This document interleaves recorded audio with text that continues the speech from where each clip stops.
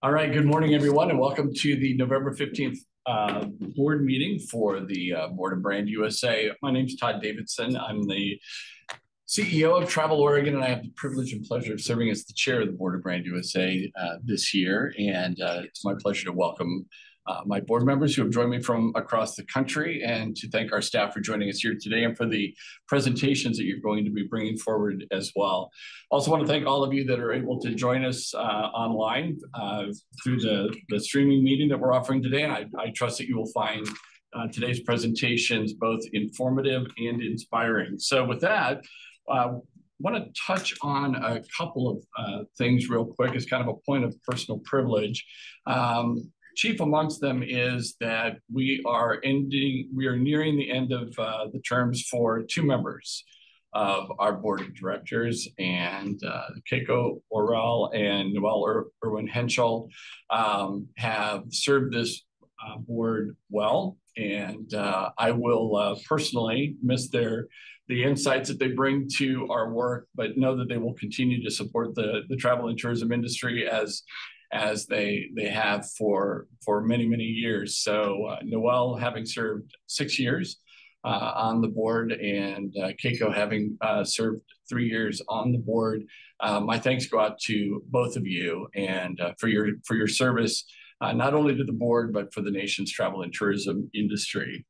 We have a very robust agenda today, so we're going to jump straight into it. It is the annual meeting of the board, and so the Brand USA team is going to be providing us with a number of updates, including a preliminary close to our FY23 books across all activities. And Don always loves it when I include the word preliminary when I'm talking about the closed FY23, which basically means we'll now move into auditing those, and we'll receive the audit report shortly after the first of the year. We'll also get an overview of the activities that are going to launch during FY23 and into FY24, and then we'll have an opportunity to vote on board officers and committees as well. So with that, I am going to turn this over to Chris as our president and CEO to begin what I'm going to refer to as his last November board meeting of the board of directors. Chris and I have been talking about how since his announcement, each day is kind of like, this is going to be the last. And so, Chris, it goes without saying that your contributions to the industry, we're going to have an opportunity to talk about this over the next several months. And that's the beauty and the curse of having given you notice early, but we all have a chance to continue to thank you for your work, for your leadership, for your devotion to this industry. And so, my friend, it's a great pleasure for me to turn over this portion of the meeting to you. Thank you, Mr. Chair. Very much appreciate those kind words. So welcome to everyone. Welcome to our board members here. Welcome to our board members online. Welcome to I'll define the audience, our stakeholders, our partners, and our friends that have dialed in for the meeting. We very much value your commitment. You carving out the time to be with us. This is our time to try to give you an idea of what's happened between the last board meeting and this board meeting, and celebrate it together with you. I'd like to offer my congrats as the CEO and on behalf of the team to both Noelle and Keiko as they roll off our board.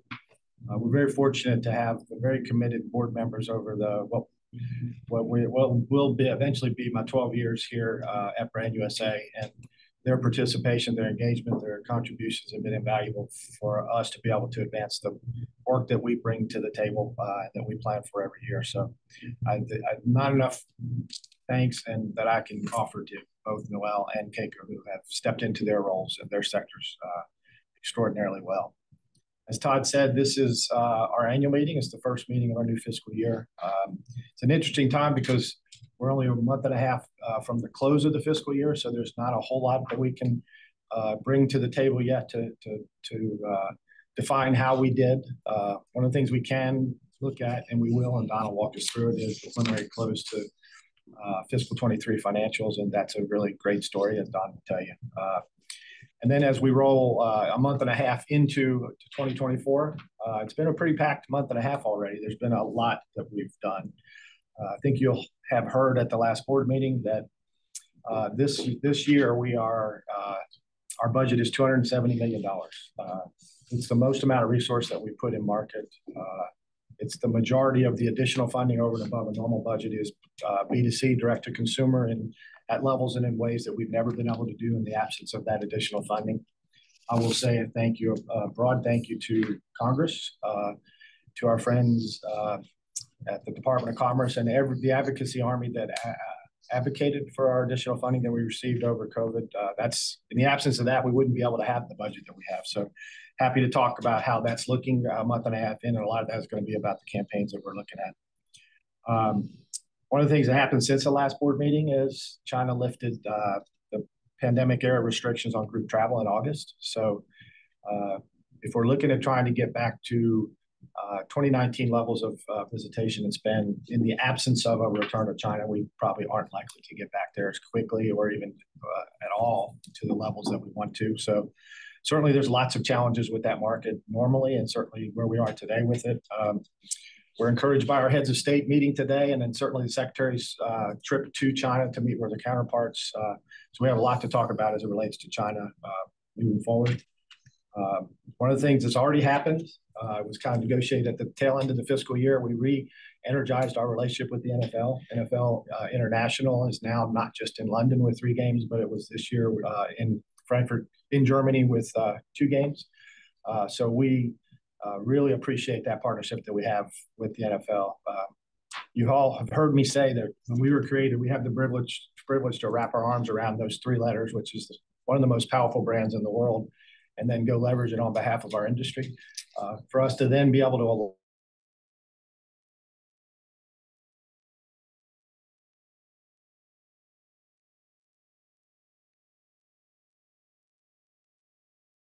as it relates to the actual on-field experience they get to look at, and then otherwise just the media opportunity we have to leverage our message through that. So it's really, really exciting.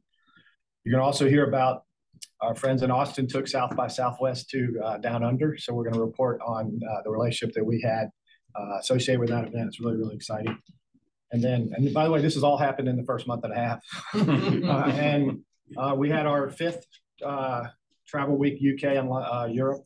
It's the 4th one we've done face-to-face across what is now 3 events associated with that week. We had record attendance and record participation, record engagement. So you're going to hear about how that went. So really, really, really excited about that. Todd mentioned the team, and I'll also say my thanks to the team that are here. The team they're in the room here that are here with us in the space, in the office space, and then otherwise now deployed all over the country. The work that this still smaller than we need, but mighty team to execute everything that we're doing is critically important to our success. And just recently, there was an announcement of 2 promotions, well-deserved promotions. I'd like to recognize both individuals publicly here. Aaron Wodenswartz Monday celebrated his 12th year anniversary. He's our most tenured employee at Brand USA, and he's stepping into a newly constituted Chief Corporate Affairs Officer role. So we're looking for Aaron to continue to do the things he does as a value proposition individually and as a leader within the company. And then we also promoted Stacy Melman into the CMO role. And looking forward to all the institutional knowledge and experience she's brought from what she's done prior to here, not the least of which is having that same role at Visit Florida to help us lead and shepherd what we're going to be doing currently and what we're going to be doing in the months ahead. So I'd like to offer my personal congratulations to both. Welcome to the C-suite.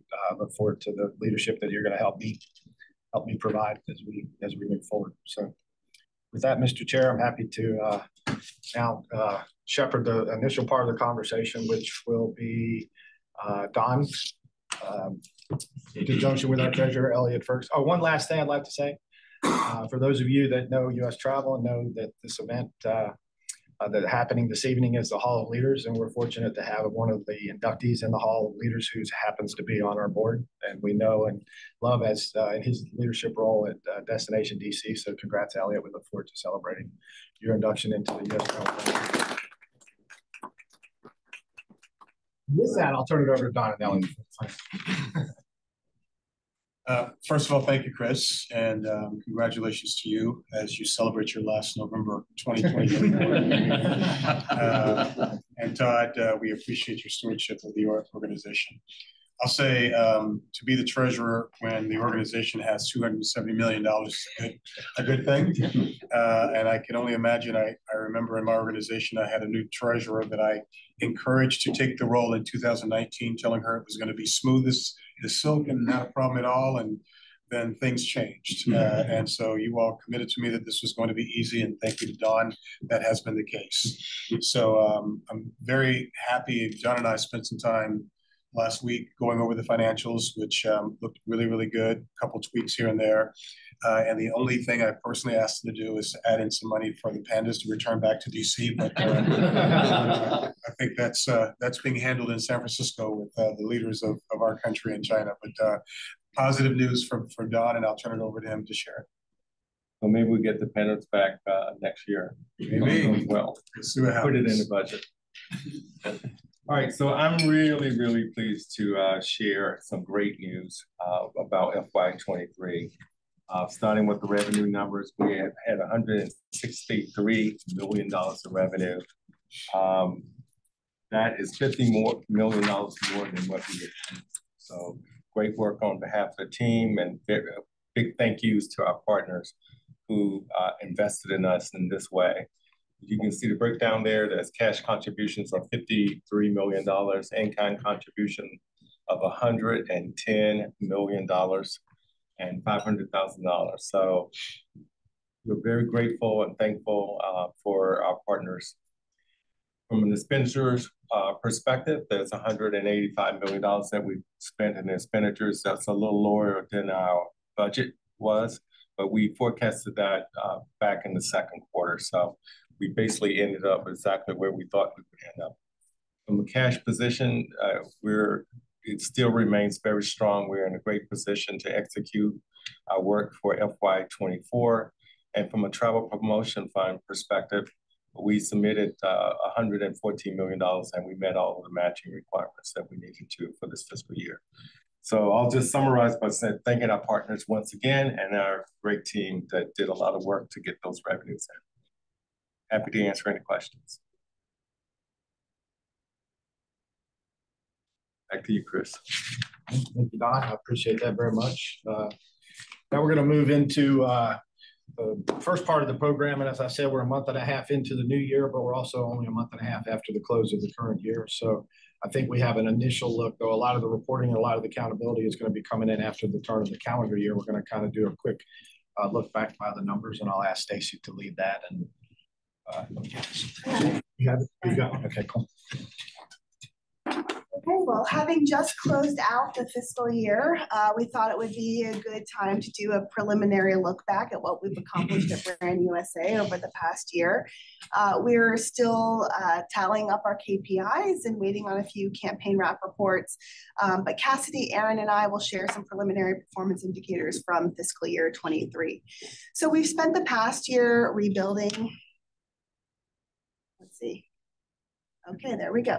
We spent the past year rebuilding our team, both within the organization and our extended team of agency partners. We brought on new staff members. We've reestablished working relationships with our global agency teams in 13 core markets. We hired a new media planning and buying agency, a new brand creative and strategy agency. And we resumed marketing activities around the world, delivering 0.75 billion media impressions, which is the equivalent to every single person in the world seeing 3 pieces of Brand USA's marketing. In January, we launched a Visit the USA TikTok channel. And over the past 10 months, we've grown our followers to 801,000 strong, the largest following of our key competitors. We expanded our custom research program and surveyed 126,000 international respondents across 25 markets. 99.7 million minutes of Go USA TV were watched, a year-over-year increase of 113%. We expanded into 50 countries around the world, launched new TV platforms, growing those audiences within those countries. We created 68 original episodes, which is equal to 9 full-length movies. Working with top media publications around the world, we supported over 350 earned media stories. We developed 88 tour operator co-ops that delivered more than 2.5 million room nights. We trained 28,889 agents globally. Our marketing featured at least 361 different destination partners, and we had the highest number of Brand USA Travel Week attendees since launching the event at 796. And that represents on the partner side, 1,333 total partner participations. We have in FY23 serviced 282 unique partner organizations, all of whom averaged 3.79 participations across 59 unique programs, and we welcomed 8 new first-time contributors. So thank you so much. From a performance perspective, as Stacey mentioned, these numbers are still coming in, but we launched 765 campaigns through our partner programs to support our partner destinations, garnering over 2.5 billion impressions across 19 markets and 172 million attributable bookings, which we expect will rise as some of our fall reporting comes in.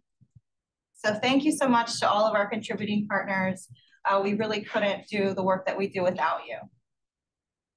Now I'll look back at some of our objectives from last year.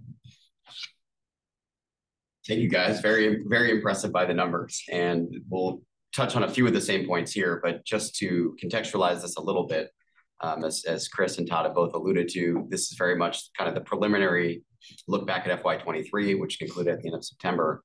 And many of you on the board will recall that we'll deliver a full annual report against FY23 at the March board meeting, at which time we'll have the audit, we'll have our partner survey, we'll have our ROI study, and we'll have the full complement of KPI results across all of these things. But in the spirit of an initial look back, wanted to go through the objectives that the board approved in the summer 2022 board meeting for FY23. And you'll recall when we were together in Boston at our last meeting, the board voted to approve our objectives for the current fiscal year in 24. And we brought forward a framework that had, for the current fiscal year in 24, 4 basic organizational objectives that we believe will be pretty evergreen year over year. So just to contextualize, this is for FY23. And so we're always on that cycle of kind of about 15 months, look back from the objectives that were approved 15 months ago. So these objectives were devised in summer 22 and very much as we're in the process of doing our long-term strategic planning. And so it's a plethora of goals that you will see on here, and many of which Stacey's just gone through, so I won't belabor the point, but the upshot is that we, by and large, hit all of the goals that we adopted, that the board approved back in December 22. And I'll go through a few slides here to just show these. And again, we'll have the full report, which includes a report against our objectives at the March board meeting. Just to call out a few here, building on what Stacey mentioned, especially about our TikTok presence, you can see, for example, on social content engagement up almost 25,000%. That reflects both the launch of TikTok, the success of content across our platforms, and the real build out following the pandemic of our in-house social media team.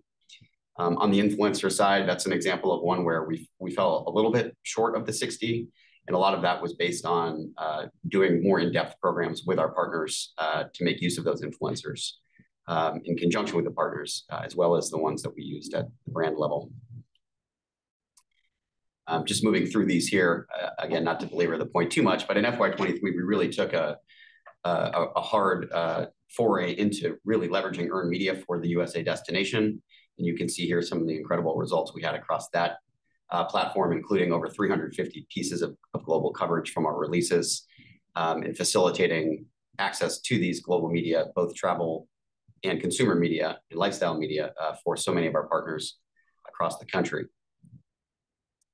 On the content side, many things to call out here. I guess I would just note on Go USA TV, this is part of the strategy that drove those almost 100 million minutes watched Stacey just went through.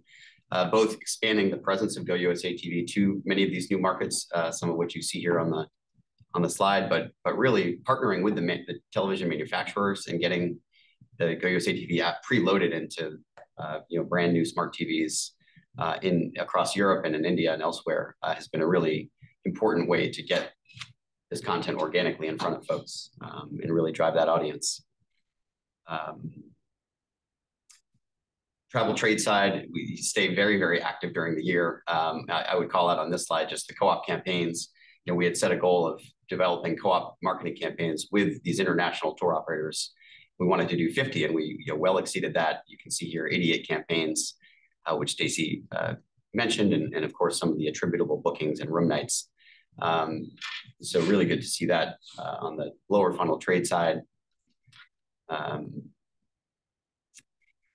Continuing with the trade theme, our mega fam program was back in force in FY23, so we were able to realize 3 mega fams, leaning, much appreciation to our partners around the country for hosting these, and you can see the markets in FY23.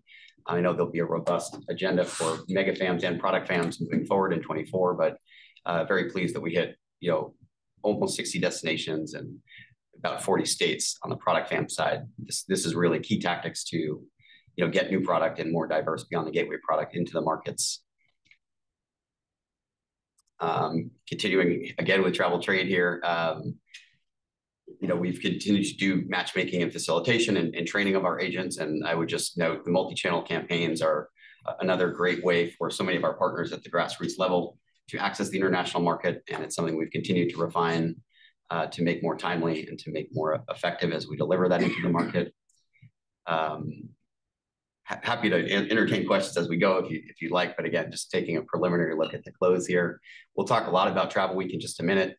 I would call your attention here to the fact that we released our 3rd giant screen film, great timing, end of February 2020, and so it really did put a damper on the commercial distribution of that film. But we've continued to leverage that piece of incredible content, all about the exciting adventures in the outdoors in the United States. To, through, and beyond our gateways, and we put together at least 55 screenings in 50 cities, 5,000 attendees across the world, vastly exceeding the 20 in-market activations we had planned for. Many of these are in commercial distribution theaters. Some of them are done in conjunction with embassies and consulates. Some of them are done for long-term theatrical runs, and we've been able, for example, to partner with networks of travel agents to really activate against the destinations featured in that film. Supporting the National Travel and Tourism Strategy. I know this is an particular interest of the board, obviously, as a public-private partnership. Recognizing the strategy, we really want to make sure that our campaigns, we feel, really do dovetail with the goals of the strategy, including making sure that there's inclusive, diverse, and accessible travel content and travel product out in the market. And we feel that we have a great role to play in helping this whole government, this public-private effort, to make sure that we're putting that face forward for the USA. And you can see some of the other things we've done with some of our government partners to help support the strategy. I would give a personal plug for the Global Entry mobile app. For those of you on Global Entry, there's a new app. It will save you a couple of minutes when you come into the country. And then finally, just on the corporate and governance side of things, we're waiting on the audit, of course, but during FY23, we received the audit for FY22. Don, I'm not sure how many years in a row of unqualified audit, no management letters. Who's counting? 10 years in a row. So, and obviously you can see we're very proud of our overhead number here. So staying in compliance, making wise use of the resources entrusted to us, and making sure that we achieve the unqualified audit every single year. So that's a really kind of lightning round look at an initial look back at what were really a series of kind of counting objectives for FY23. We look forward to bringing forward the full report, including the ROI study, including the audit at the March board meeting before we send that off to the Hill. But in the meantime, wanted to just give a look back at how those numbers fit into the objectives that were approved for 23. And with that, Chris and Mr. Chair, I'll entertain any questions anybody may have, but otherwise we'll turn it back to you guys. For me, not so much a question as a comment. I just want to commend the staff for really living into what I'm going to call your DMO responsibility. In terms of as an entity that is charged with the responsibility of marketing the U.S. as Chris says, often quoting the act, to, through, and beyond the gateways. When I think about just the volume of content, that's one thing. And the content is solid. It's inspiring content. It's great content. But then you make sure the content is being distributed. Then you make sure that America is easy to buy by putting together those co-ops with the tour operators. Your target was 50. You generated 88 that wound up resulting in, was it 2.6 million room nights that were attributable just to those co-ops. Not all the other work, not the other advertising and marketing work that you're doing, but just those 88 co-ops that you put together. So to be able to move us through the funnel as a board, to be able to take us through that funnel from inspiration to transaction is really, really solid to see. And I just commend you guys for that work. And I just wanted to call that out. And I'll say, Todd, if you all remember, it seemed like a lifetime ago, which was us going into and being in the middle of COVID. And as we were coming out, we identified the strategic framework. And the one thing that we took on, which we have not really done as much in the past, was driving the inspiration and the intent and the demand further down the funnel. So that was an intentional move that was really a test case on how effective can we be in trying to push it down to an actual booking. And so hats off to the team that shepherded and navigated that. And certainly the end results exceeded what we were originally targeting. And I think that's an effort. That's a result of value proposition being delivered on the ground. That's putting it out in front of the appropriate audiences through the boots on the ground and the reach we have into the market. And then people responded to that. So it's something that everybody should be really proud of. Thank you for calling that out. Before we move off of 23, any questions anybody has about 23? As was said a couple of times, there's a half dozen reporting vehicles that'll be delivered in March that actually bring all this to life and finalize it in a comprehensive way. So look forward to delivering that to you in March. If not, we'll then talk about the busy month and a half that we've had so far in 2024. So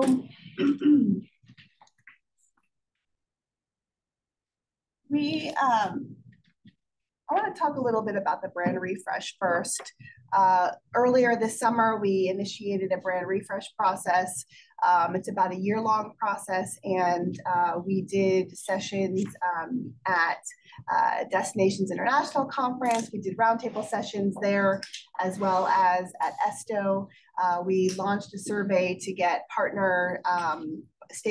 stakeholder input as part of the process.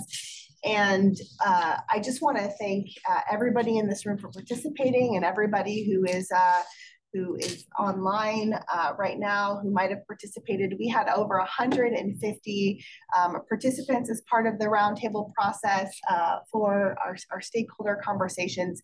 And that represented 86 different destinations. And I just want to say how invaluable that feedback is as part of the process. We want to be an inclusive and an umbrella brand for the entirety of the United States. And we could not do this brand refresh without that input. So thank you very much for helping us with the process. And we are in the position now of defining that brand positioning, and we're going to be moving into our brand identity development. And we'll have some more updates for our industry partners later in the spring. But we did run some brand positioning roundtables with a set of that of our stakeholders this past October, later in the month. And I think we had about 40 different participants at those 2 virtual roundtable sessions. So if you participated in that, thank you again. While we're refreshing our brand, we're also still marketing the United States and out in market. And so we've been running some interim campaigns. So I'd like to talk a little bit about that now. This past April, just as a reminder, we launched our first consumer campaign that was not recovery messaging. So we came out of the pandemic with some recovery messaging, and then came back full on with some, USA marketing post-pandemic. And it was aimed at keeping the USA top of mind in traveler consideration sets. That campaign ran across 12 different markets, and it was the largest media budget that Brand USA has ever invested in a single campaign. And it resulted in some pretty amazing reach and impact. 6 billion impressions, 827 million completed views, almost 7.5 million web conversions. So we were really excited about the results of that campaign. But given the likelihood for creative fatigue, because we were running such a strong media campaign, we evolved the messaging of the This Is Where It's At campaign, which featured 63 unique destinations, to a new campaign with a very similar strategy around keeping the destination top of mind, rising into the consideration set, and increasing in urgency to visit. So this campaign is called Experience It All. These were our campaign goals. The campaign was called Experience It All, and it provides travelers with a preview of the emotions that they're likely to feel as they experience the USA. So we know that everybody travels for a reason, and the core of that reason is to feel something more or different than how you feel on a typical day at home. And that the experience of travel is not just about the place that you go to, it's about the feeling that you have when you're there. And so this campaign really invites travelers to experience all that the USA has to offer to its fullest.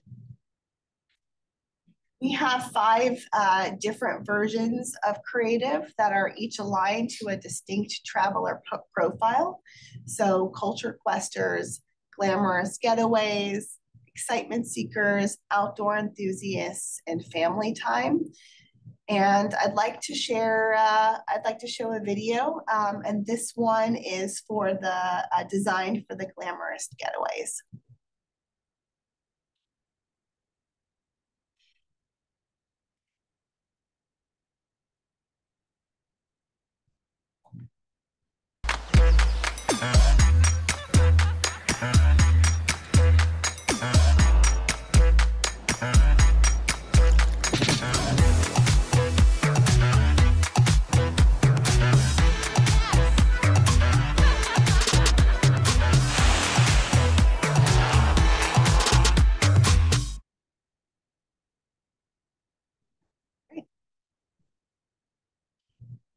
So this campaign, the creative in this campaign featured 80 different destinations.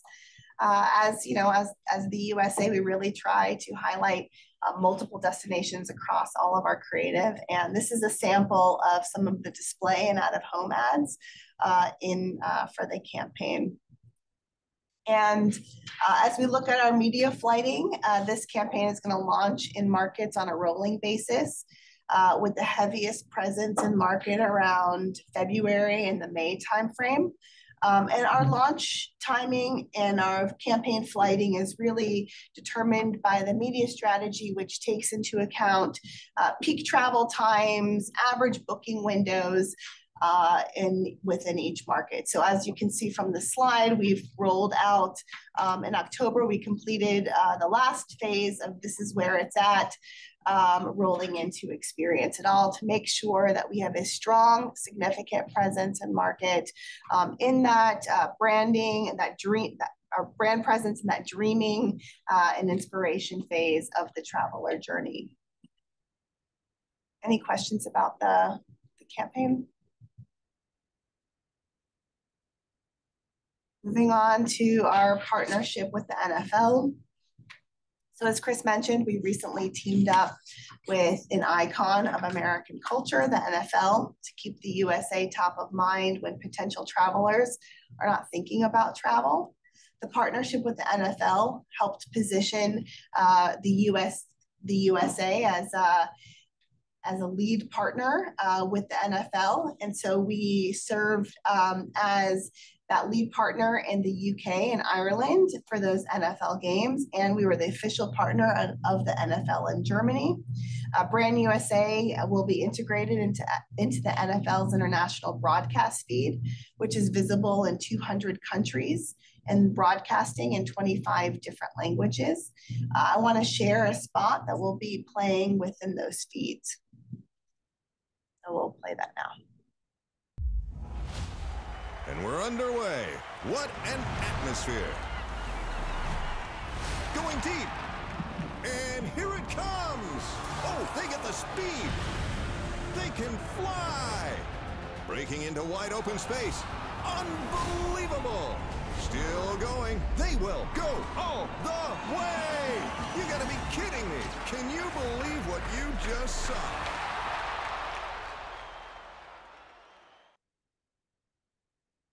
And this campaign was really great because we were able to integrate several of our destination partners in the campaign creative. And I want to pass it to Skylar, our Director of Partner Engagement, who will share a little bit more about that. Thank you, Stacey. So as Stacey and Chris mentioned at the top, this NFL partnership really elevated our campaign, which we've coined as Travel Fanatics.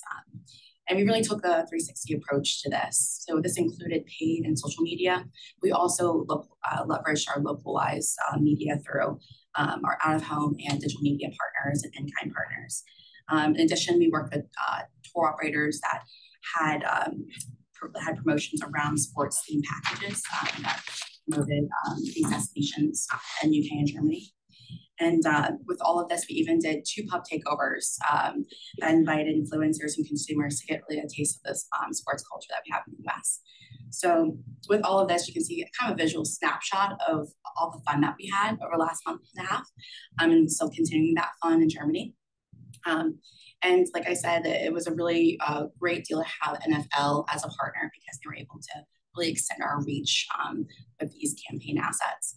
But another key aspect to this was definitely the collaboration we have with our destination partners as well. So we worked with 4 destinations and were able to integrate and promote their video assets into the campaign to have a similar, basically cohesive look and feel to the wider Travel Fanatics campaign. So this has been really fun and, like everyone said, a very action-packed fall. And so with that, I'll pass it over to Jackie to talk about another partner integration that we did and Land Down Under. Great, thank you so much, Skylar. Sorry, thank you. Thanks so much. Yes, it was a great honor for Brand USA to participate in South by Southwest, which took place in Sydney, October 15 to 22nd. For those of you who have heard of South by Southwest but are not familiar with the concept, it's actually a ticket event conference. And it was held for the first time in its 36-year history outside of Austin and in Sydney, Australia. And it's a convergence of music, screen, tech, innovation, and culture. We were very proud to showcase the USA House. And this was a takeover in an existing venue of the Pump House, which had a prime location in the center heart of Darling Square. And it was really built to showcase all of the US has to offer.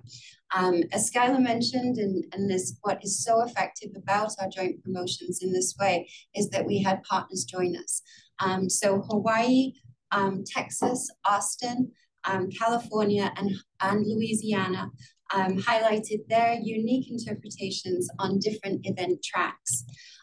We wanted to ensure that the Brand USA showcased the very best of what the USA has to offer in terms of experiential, food, music, sport, and cultural, from a cultural perspective.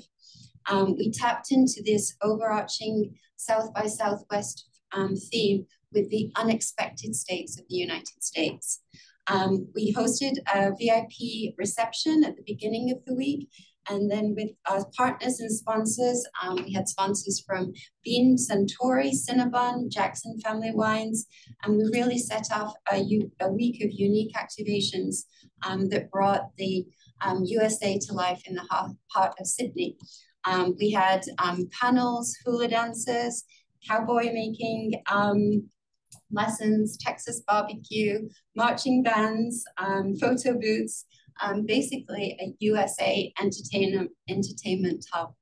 And it really was a major driver to get Australian travelers and also travelers from all over the APAC region who were traveling to Sydney specifically for this event to think about the United States in a very different way, and to think about exploring. A really big shout out to the Australia team who really put this together in very few months, and they did an amazing job in terms of coordinating both the US partners and the sponsors. So thank you to Susie, Clinton, Tony, Claire, Ella, and the team. They did a great job. And we just have a great little video just to show now.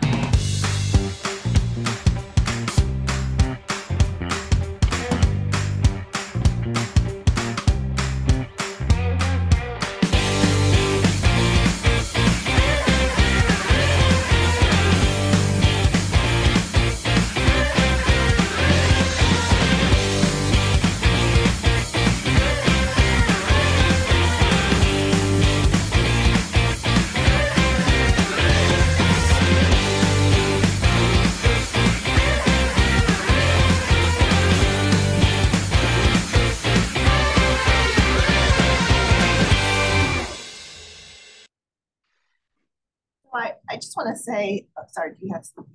No, I was just saying, we really all just hope that it doesn't clash with travel weekdays. I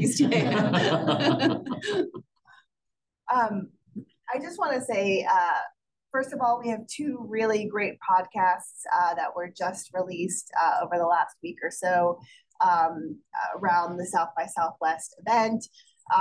One is on that song Confessional that we saw, which is a really interesting and lovely story. And the other one is a podcast with Hugh Forrest, who is the co-president and chief programming officer of South by Southwest. And when Mark asked him, did you go to the USA House? He said, yes, I stopped there several times because it was on my way to the hotel, from the hotel to the venue every day. And he said, I'm quoting, "The USA House was absolutely fantastic.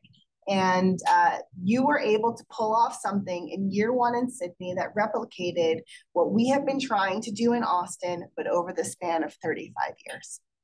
And I want to, again, celebrate and call out the Australia team for their work in taking advantage of the moment, not knowing what South by Southwest was going to be like in Sydney, and saying, you know what, we're going to do that. And from a partner participation perspective, things like the NFL, things like South by Southwest in Sydney, those are the things that Brand USA is going to continue to do, create these amazing moments for our partners to be a part of these things in international markets that really celebrate everything unexpected and expected about the United States. Is it open to the public or was it a private ticketed? It's ticketed, but the 2 days, and Friday and Saturday are open to the public, and the house could choose to go open to the public, and I believe we did. A lot of the events were open to the public. How many tickets did you sell or give away? That's South by Southwest. So it was all part of South by Southwest. Yeah, they don't buy per event tickets, they buy it for the So it was open to anybody that was a participant of South by Southwest. And South by Southwest is really, Sydney was the location, but obviously Asia was really the focus. And how many people did you welcome during the 2 days, do you know? I don't have the final figure.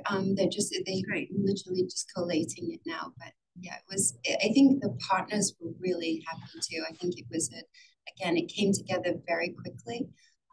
But just the diversity, and I think the emphasis is that you actually can't promote so much as a travel destination. You have to promote as a cultural destination.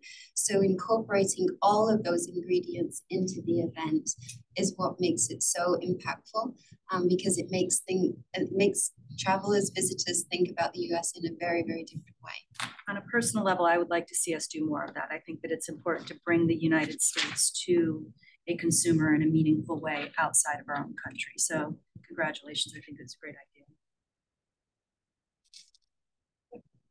Now we're going to give an update on Travel Week UK and Europe, which just ended a while ago.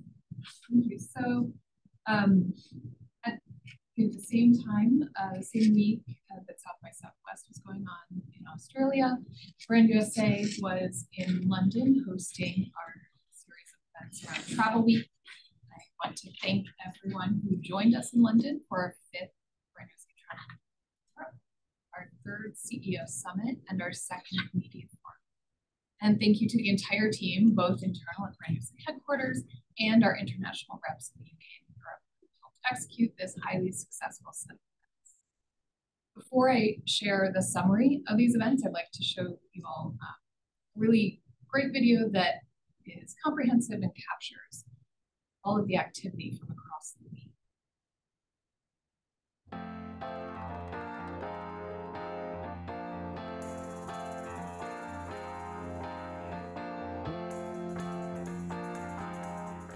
It is so great to have the show in London. Travel Week really brings the communities of the UK, Europe, and the US together. London's a special part of the continent of Europe. This is one of those things that we got right out of the gate. When you set a really high bar in the first year, you know you just can't stay the same, so you have to continue to evolve. I'm excited for some of the events that we have, to explore London, for the other meetings we have set up with some stakeholders. Connecting with partners and buyers. It's a chance for us to see some of our partners from many, many different markets here all at one time. You get to meet with all the different tourist boards you wouldn't necessarily meet on a daily basis. It's a great opportunity for a whole new list of clients. I've met a lot of people that I didn't know before, made all the way from Germany to London. I've met a lot of people, new people. So it was very interesting for me, for the business. The entire team at Brand USA is so thrilled to be hosting you all here. I'm so happy to welcome to the stage the one and only Roger Bennett. I've spent my life now just traveling across America. It's one of the joys of my life. I get to travel across America. I enjoyed him. He was quite hilarious. The whole hour was impactful. This is really a little different than some of the sales missions I've done before. I have a bigger open platform to talk to people from around the world. You know, it is a great opportunity for us to learn about the European market, and I am really excited to see the content, the speakers. There's a lot of excitement here, and it's great to be a part of it. Brand USA, bringing everyone together in the evenings, they always do a great job. I mean, tonight at the National Gallery, just great. Probably the best venue I've ever been to for any kind of social gathering. I was part of the CEO Summit, and it's really great to have time with my colleagues from other states and other cities. It allows us to get input from our leaders in the industry and to share information, and cross-fertilization of information is bound to help everyone, and to raise important topics like accessibility. It's really great that Indigenous experiences and destinations are at the table. Being media from this side, so we don't get to meet the CEOs that often. So that's been really great. Really looking forward to the media forum as well. It's always great to catch up. There are stories out there which go beyond the usual things that we would talk about. It's a really, really great thing for us. 26 meetings in 2 days. It's been great. I feel like people are really energized. There's been a lot of great stories that have come out. Fab. Savoy Hotel. The thing I was most looking forward to really is to see so many old friends. It's about the economy, it's about jobs, it's about all those economic issues. It's also about relationships. Now I am going to get emotional. I feel like I'm getting more out of it every year. The content and the enrichment just gets better every single year. Accessibility is the gateway to creativity. Every DMO wants to differentiate yourself. Accessibility can be that gateway to help differentiate and really be creative. So all the information that's been handed down during the enrichment sessions has been very interesting to hear, and I will definitely be taking some of that message back. I think everyone at this conference realized what's about to happen in sport and the impact that sports is going to have in the United States.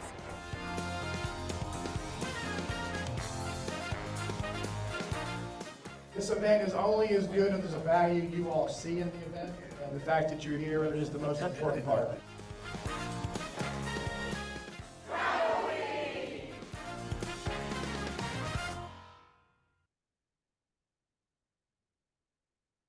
To say what you saw there is the venue, which is County Hall, and that's such a great, unique venue that we literally get to take over for the entire week. So that in itself is something really special. And we'll be back at the same venue next year. It does work very well for us.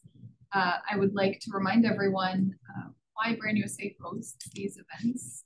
We host these marquee events annually to bring together key players in the industry from the US and across the UK and Europe to drive visitation to the US, increasing product development and destinations visited, to garner earned media for both Brand USA and our stakeholders, and to develop stakeholder.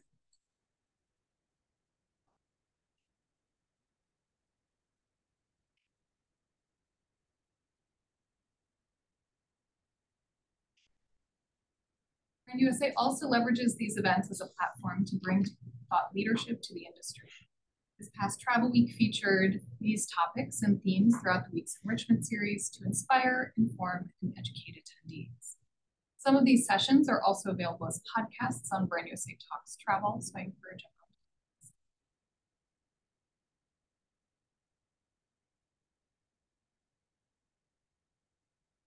One of the successes of this year's events was our ability to grow event attendance across all three tracks, recruiting more buyers and media than ever, and thus accommodating our highest number of exhibitors to date. With almost 800 unique attendees across the week, we grew total event attendance by about 56%. For Travel Week specifically, we grew total attendees by almost 20%, increasing exhibitor participation by about 10%, welcoming 19 new exhibitor organizations. We increased buyer participation by 22% and RTO participation by about 200% as we incorporated a new way for more RTOs to exhibit and meet with buyers this year, allowing us to welcome to Travel Week 6 new RTOs, and RTOs being receptive to our offer. As you can see from these survey highlights, exhibitors, RTOs, and buyers were overall quite satisfied with the events. What stood out among the feedback was the high importance of the quality and quantity of meetings, which is a core component of travel.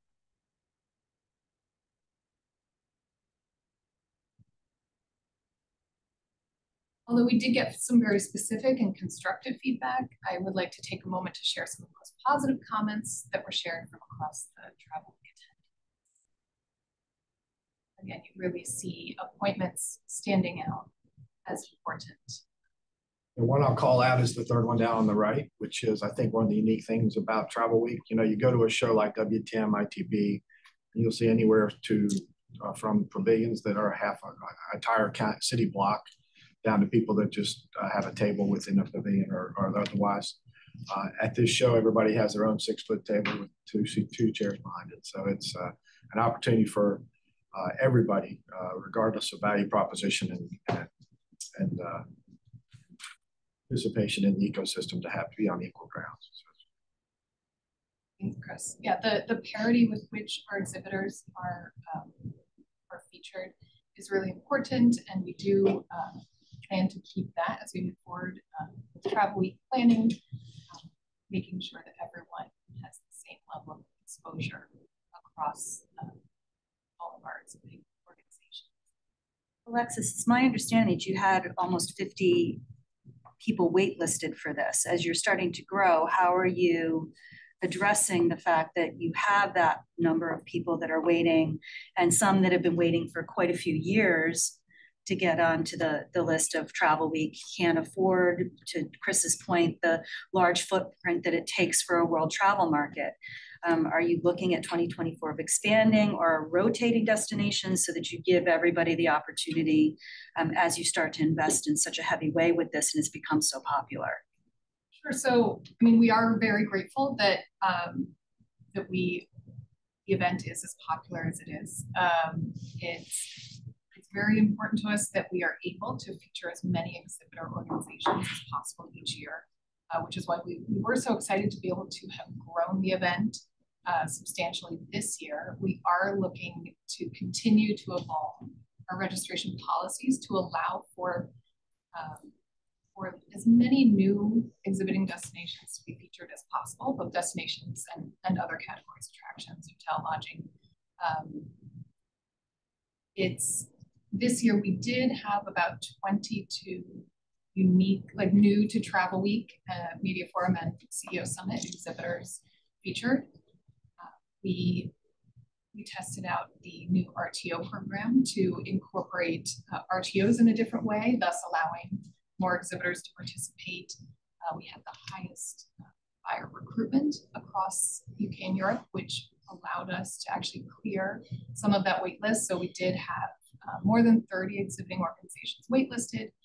We were down to about 14 by the time we got to the event, which was really exciting. But of course, for every destination or exhibitor who doesn't make it each year, that's a really hard conversation we have to have. And we are also looking at other ways to get those organizations in market with other activities. So Travel Week is not the only opportunity, but as it relates to Travel Week specifically, we are evolving both the format and the registration policies to accommodate. So you're going into your 5th year now? Is this going to be your 5th year?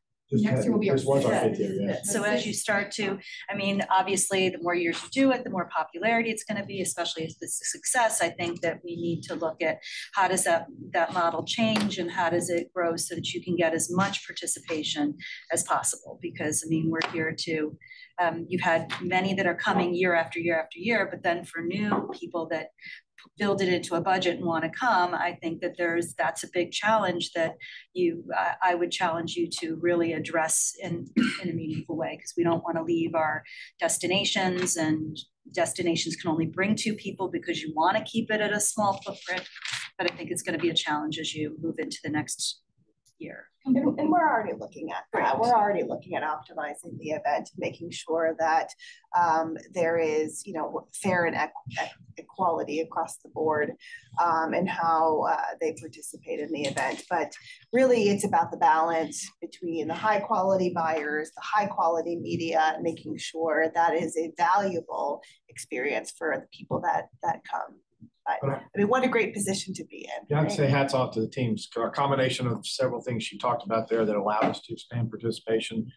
Talked a couple partners into sharing tables, so that was an opportunity that where there was, likely people that can share tables. So we appreciated that cooperation. To have gotten the list down to 14 was, I think, a really good first step. And as Stacy said, it can only be as big as the number of buyers we attract. So it's a nice problem to have. But yeah, we're always very conscious of trying to figure out how do we expand the reach, and particularly with all the hand raisers, be able to get them in. So more to come on that one. A good challenge. Thank you for pointing it out. I'll continue to address that. Media Forum this year was our 2nd iteration of this event. Last year for the first time in Frankfurt.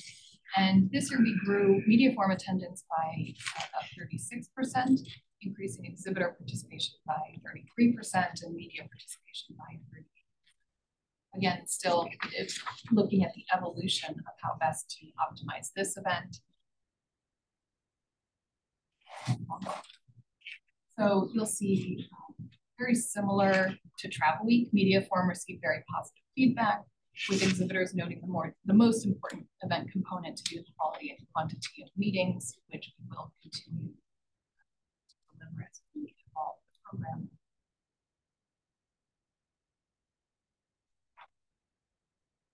And I'll just point out that for both Media Forum and CEO Summit, we surveyed only the US stakeholders, not the media, so you'll see results just from our exhibitors.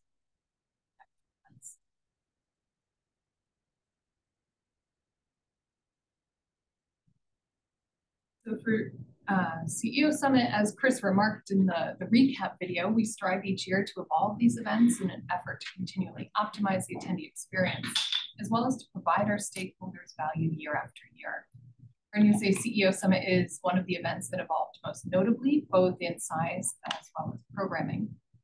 For this third iteration of the CEO Summit, we increased executive participation by about 68%. And we looked at new ways to incorporate media into the program, as well as expanding the aviation and thought leadership enrichment. So again, overall feedback was quite positive. We have some great ideas for how to continue evolving this program.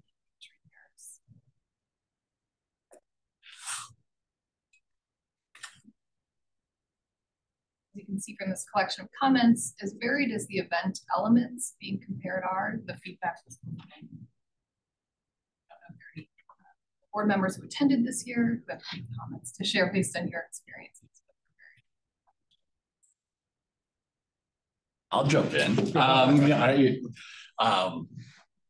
Last year in Frankfurt was my first year attending the CEO Summit, so this was my second year, and I am consistently blown away by the quality of the media appointments that I have.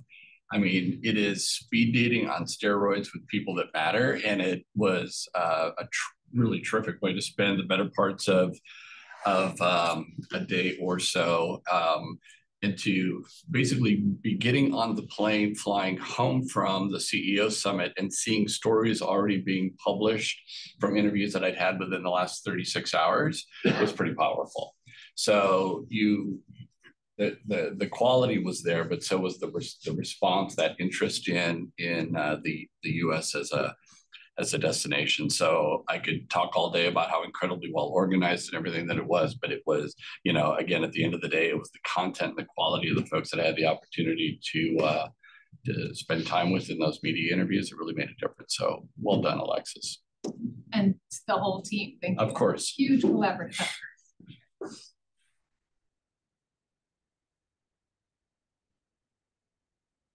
So we know from interacting with our stakeholders how valuable Travel Week events are, often in very intangible ways. It's also important to showcase some of the very tangible value these events create.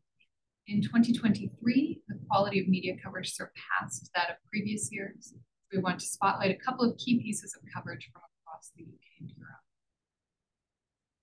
Pre-interviews were done with Travel Weekly and TTG UK with Chris Thompson and Stacey Melman, respectively, to highlight our confidence and optimism in the UK markets. As part of our CEO Media Roundtables, we worked with Tier 1 UK and European trade titles to talk about the growth in each of the markets and upcoming destination stories. This year, we also worked closely with our media to secure coverage on our enrichment sessions. Accessibility was a particularly hot topic, Travel Weekly UK and La Debbie in Spain covering the session. And we're expecting more media coverage on this session to come. Additionally, we secured interviews with financial pages and national newspapers. With the financial pages, such as the Spanish title La Razón, we honed in on the work of Brand USA in Spain and how we're growing in the market. With publications like Die Welt, The Telegraph, Onda Cero, Yonder, La Stampa, we focused on the big upcoming pillars from culinary tourism to arts and culture. As you can see, the reach in Tier 1 titles is quite incredible with respect to the number of coverage, this will only keep growing. From Media Forum, we know that a number of British and European journalists have already secured commissions, both for listicles and press trips from Europe. News. And I'll just leave the group with, I know this is a little bit of an eye chart, but there was just so much great feedback. What I shared earlier was from the post-event surveys. This is from on the ground live in London. I would just point out that we really value our stakeholder feedback, which directly feeds into shaping future events. So I encourage anyone who has not yet completed their survey to do so. Those links are still open. You'll see appointments, relationships, and information were top among attendees' top priorities, and we will keep this in mind as we plan 2020.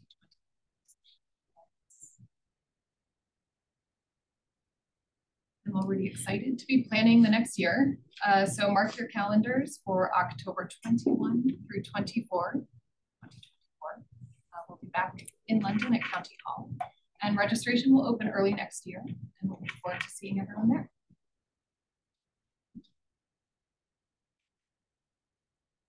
All right.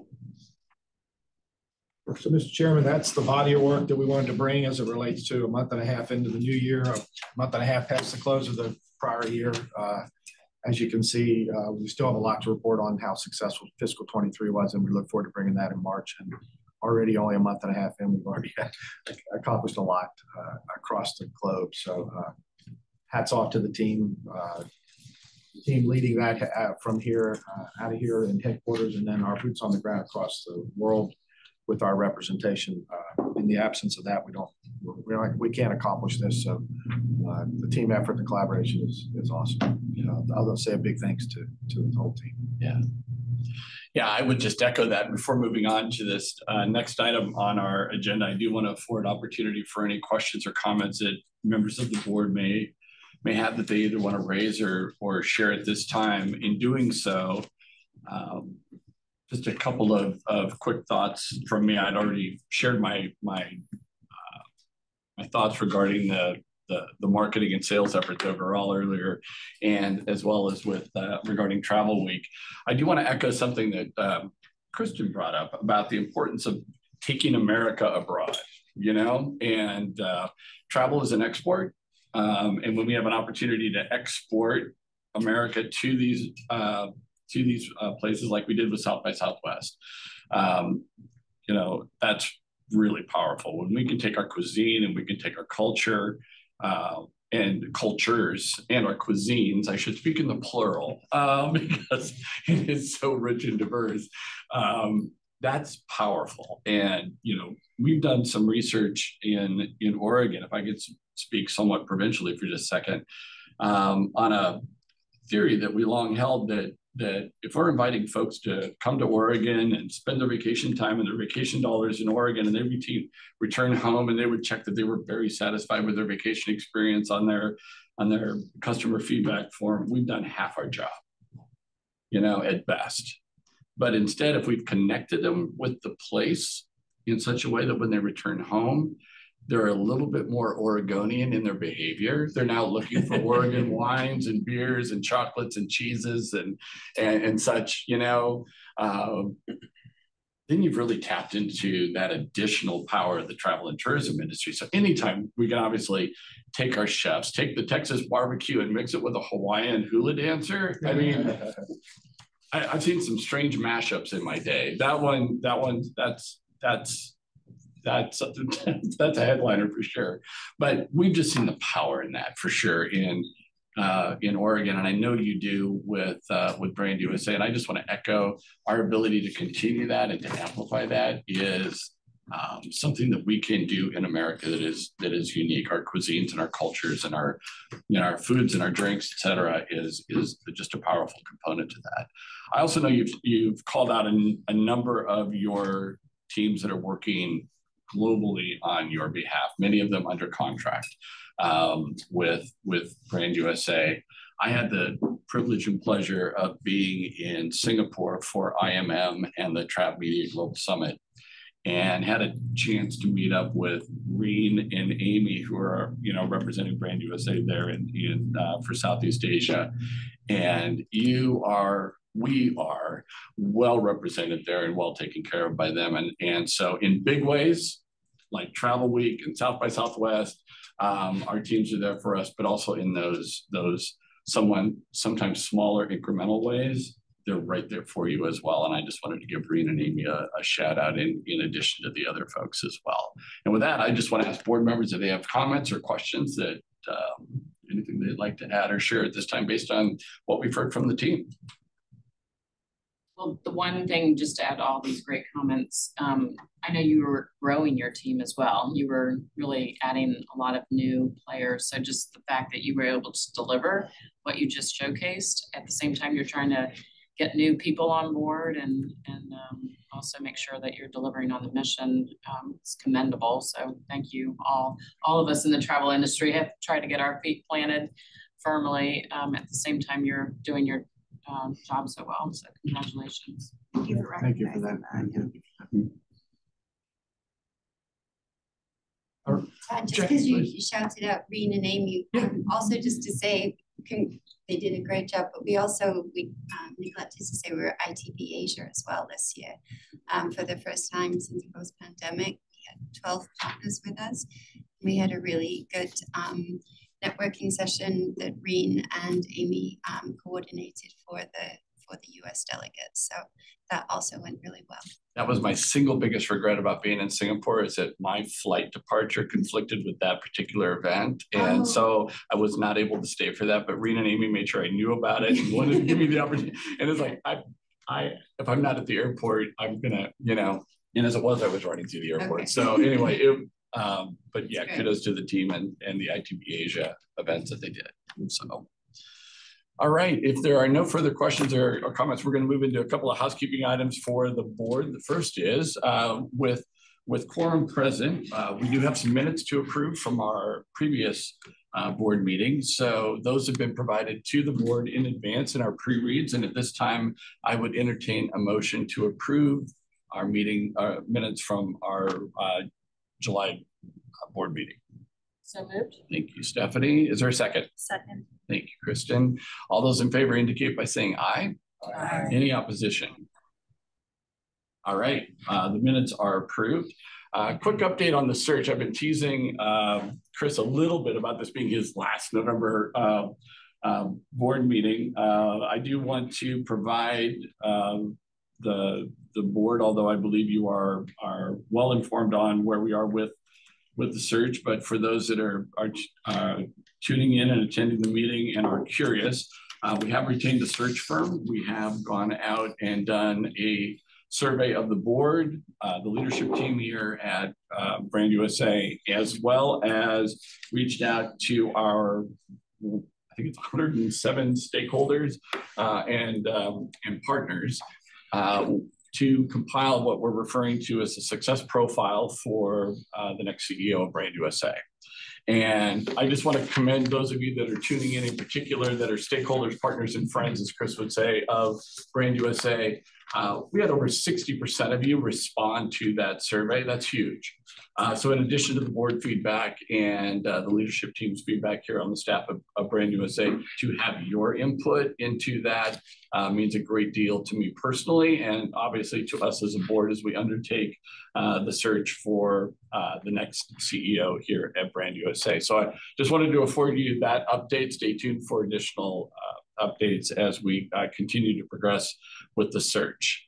With that, I am going to ask Jake to go through where we are with the governance and nominating committee. We had an opportunity to meet last week. I will acknowledge right from the beginning that we're going to do some of this in phases, because we do, as we've acknowledged, have some board members who are rotating off. We have one board member who's awaiting word on reappointment, and we also have some new appointments that we are awaiting word on probably next month as members of the board. So we do want to, though, move forward with filling some of the officer positions at this time. And so with that, Jake, I am going to turn it over to you to provide us with the Governance and Nominating Committee report.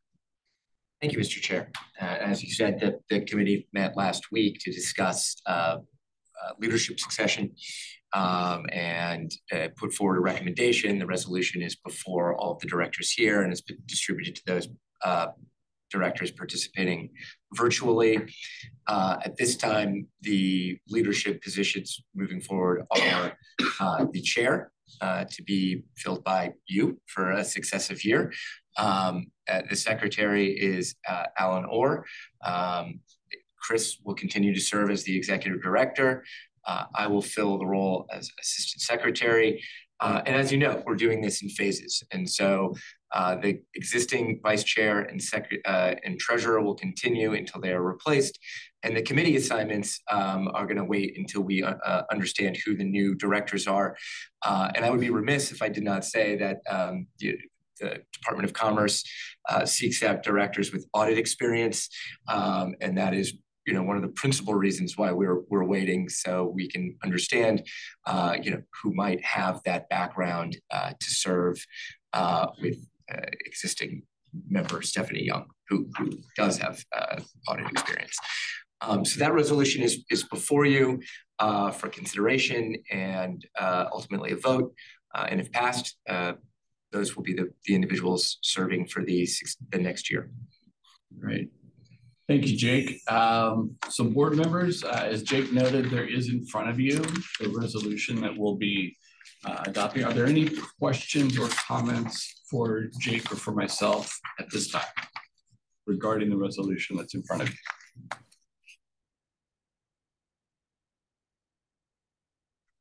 If not, and as self-serving as it may appear to be, I will call for a motion to adopt the resolution as presented. So moved. Thank you. Elliot, is there a second? Second. Thanks, Stephanie. It's been moved and seconded to adopt the resolution as presented. All those in favor indicate by saying aye. Aye. All right. Any opposition?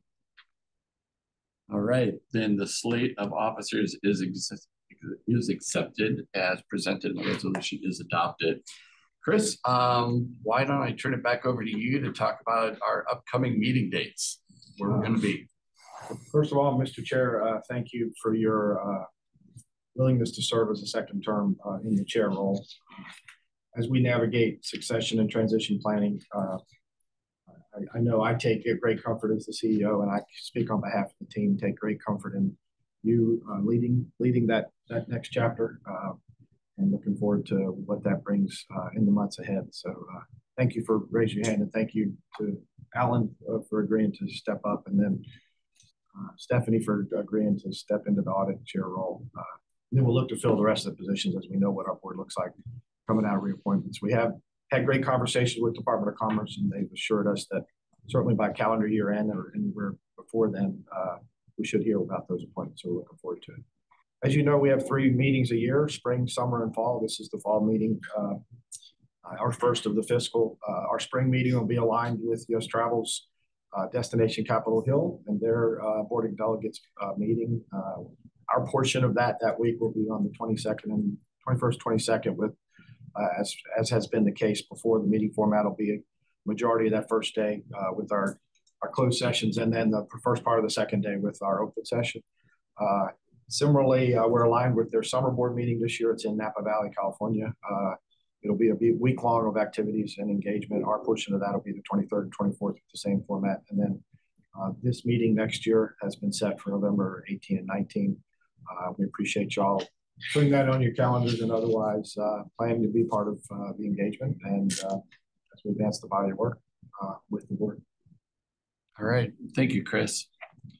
Chris, I feel like I need to comment on you, but I'm going to hold on that because I've got other meetings coming up to do that. But I am going to comment on the fact that because you mentioned that you're coming up on your 12th year, and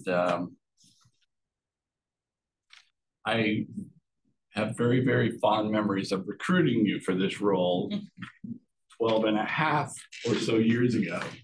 And I don't know if it's karma or serendipity or what that's bringing me back around to now being in this role and leading the search firm and serving as chair at this time. But it has just been an honor and a privilege to be working alongside you. And I know we've got 10 more months to go. So this is it's actually 11. 11 months to go. 11 months to go. I'll give you a month to catch your breath there at the end. But again, I want to thank Noel and Keiko for their service on this board, and let you know that we will miss your participation, but we know we'll still see you in the industry. And to the staff, thank you for your continued amazing work in between the meetings. I know the reports that we get, you go as deep as you can with the time that you're given, and yet at the same time, we know we're also scratching the surface. So I also want to thank you for being available to us when we reach out to you with questions and ideas and those kinds of things in between meetings, and how responsive you always are to us as we do so. So my thanks to you, Chris, to you and the entire team, and to my fellow board members for your volunteer service to this country and to this country's economy and to this nation's travel and tourism industry. I'm very grateful. So thank you. With that, I believe we can be adjourned. Yes, sir. All right, we are adjourned. Thank you very much.